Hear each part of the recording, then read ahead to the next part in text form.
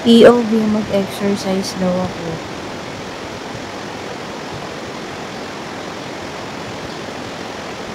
Ito na po yun, mas nakakapagod pa nga maghapon.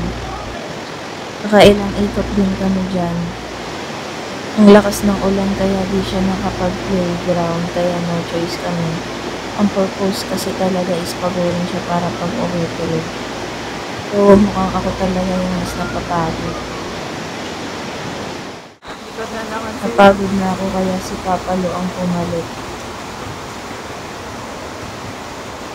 Pagod na si Lolo.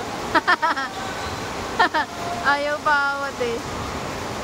Nakailang ikot din sila niyan bago sila umupo. Kaso si Aiden gusto pa rin talaga magtatatakbo. Hala, walang kapaguran no? Ayan, makulit ko. Gusto ko mawala, tatakbo.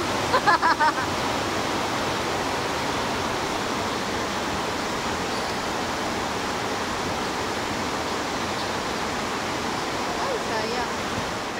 Ganda din ito guys, so itong suot ng mister ko. Turno na yan. Marami pa po yung colors available. Check nyo na lang po. Itong anak ko, last damit na niya yan. Nakailang palit na yan. Kulit pa rin. Ganda din itong bag guys. Waterproof na yan. Murang halaga lang. Kasya na yung bola dyan. Thank you for watching.